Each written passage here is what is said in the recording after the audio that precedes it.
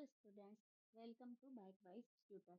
आज हम देखेंगे कंप्यूटर का विकास यानी कि इवोल्यूशन ऑफ कंप्यूटर सिस्टम, जिसमें हम देखेंगे कि कैसे अबेकस से लेके आज के कंप्यूटर जिसमें कि एआई भी यूज होता है तक का सफर तय हुआ।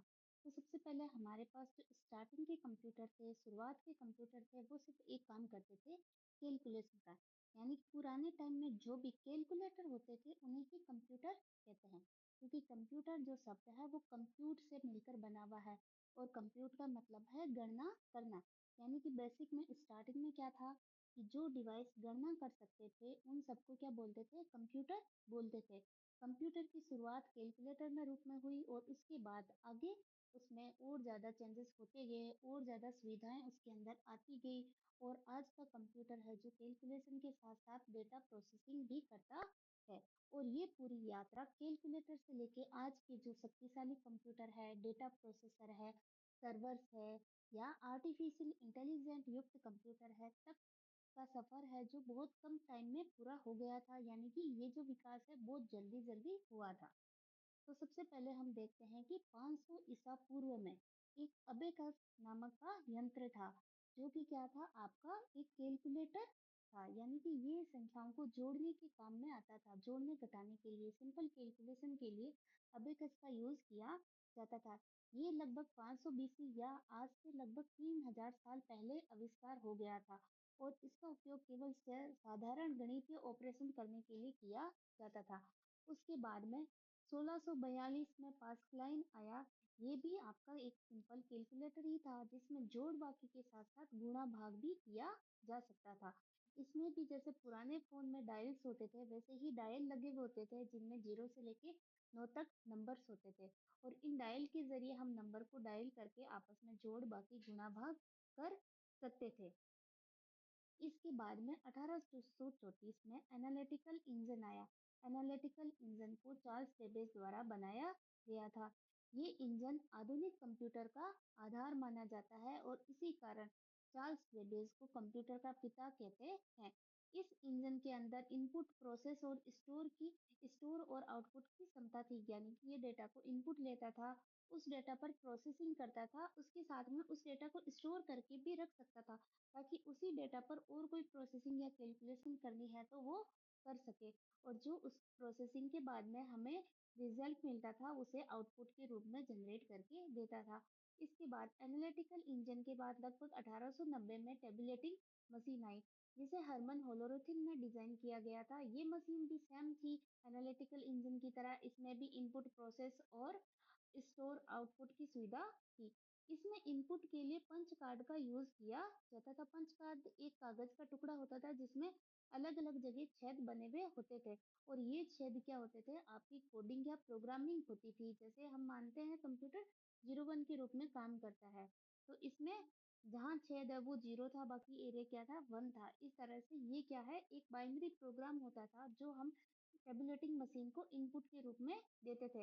ये प्रोग्रामिंग की ओर पहला कदम माना जाता है। यानी कि इसके बाद में प्रोग्रामेबल कंप्यूटर आए, उनमें प्रोग्रामिंग की शुरुआत हुई। उसके बाद में नेक्स्ट हमारी आती है ट्यूरिंग मशीन, जो कि आई थी 1937 में। यह एक जनरल पर्पस प्रोग्रामेबल मशीन थी। जो ट्यूरिंग मशीन है वो एक जनरल पर्पस प्रोग्रामेबल मशीन थी। इसमें भी इनपुट के लिए पंच कार्ड ही यूज किए जाते थे। ये प्रोग्राम को रन करने और किसी भी प्रॉब्लम को सोल्व करने में सक्षम थी। पंच कार्ड के जरिए हम क्या करेंगे, इसमें प्रोग्राम देंगे और उस प्रोग्राम को रन करके वो सॉल्व करके हमें आउटपुट जनरेट करके देती थी। ये केवल मशीन नहीं, आधुनिक कंप्यूटिंग का एक महान आइडिया था।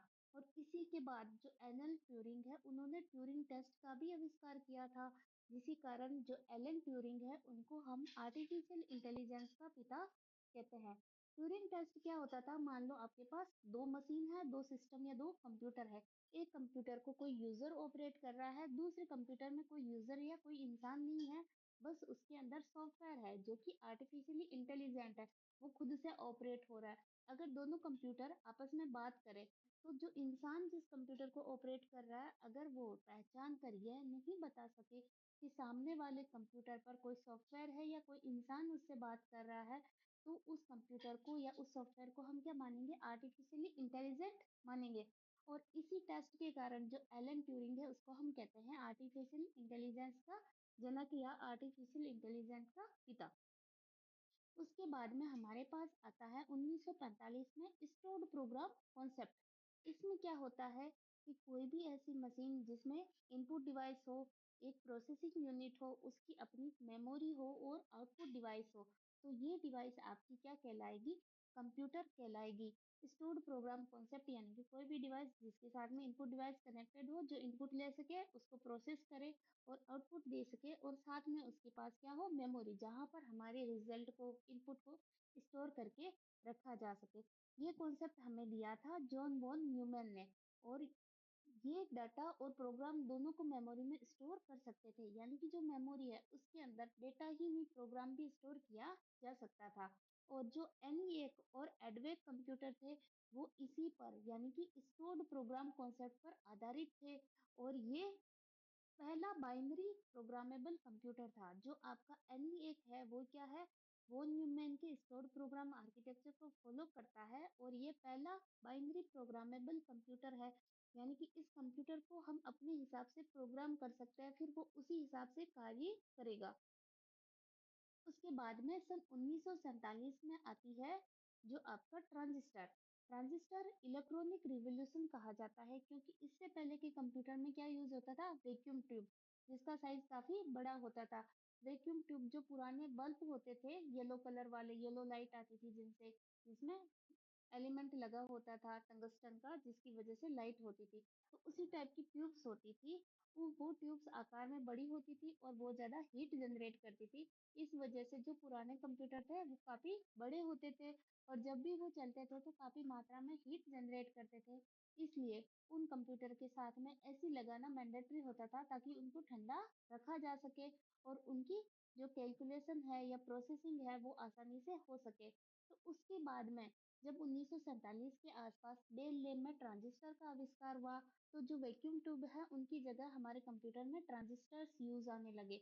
ये आकार में वैक्यूम ट्यूब से काफी छोटे होते थे और ये इतने ज्यादा गर्म नहीं होते थे। इसलिए इनसे बने कंप्यूटर है वो बहुत ज्यादा हीट जनरेट नहीं करते थे और उनका आकार काफी हद तक छोटा हो गया था। इसके साथ में उनकी प्रोसेसिंग स्पीड भी बढ़ गई थी, क्योंकि ये हीट कम जनरेट कर रहे थे।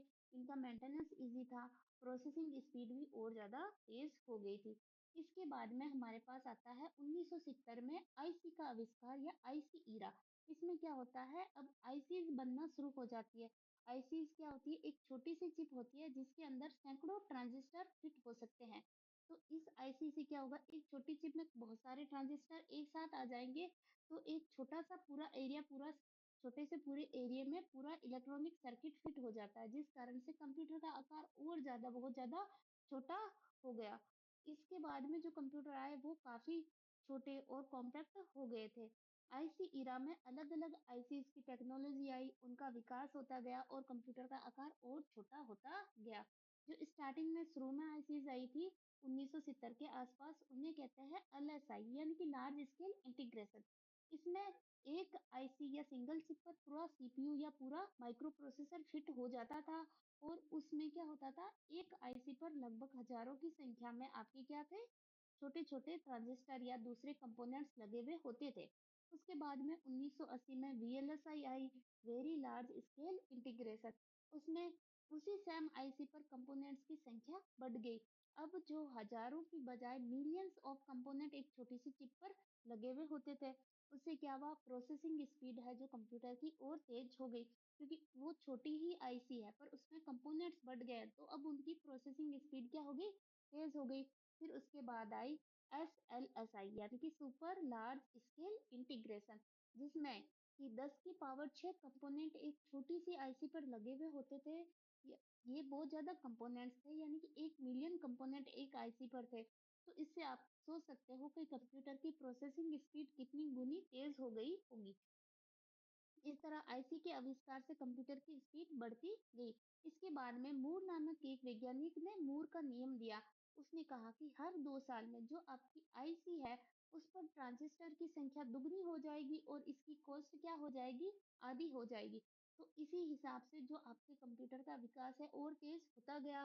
और हर 2 साल बाद में नई टेक्नोलॉजी आती है और सिंगल आईसी पर जो कंपोनेंट है या ट्रांजिस्टर है उनकी संख्या क्या हो जाती है, डबल हो जाती है और उसकी कॉस्ट भी आधी हो जाती है। तो वर्तमान में जो कंप्यूटर है वो बहुत ज्यादा प्रोसेसिंग स्पीड वाले होने के साथ साथ काफी अफोर्डेबल भी है, या कह सकते हैं पुराने कंप्यूटर की तुलना में काफी सस्ते हैं। अब आता है 1981 से 1990 का इरा। उसमें क्या होता है, जो आपके पीसी आते हैं यानी कि पर्सनल कंप्यूटर और जीयूआई ग्राफिकल यूजर इंटरफेस आता है। इससे पहले जो कंप्यूटर थे उसमें सिर्फ कैरेक्टर यूजर इंटरफेस था, यानी कि उसमें कुछ भी ग्राफिक्स रंगीन चीजें वगैरह कुछ नहीं थी।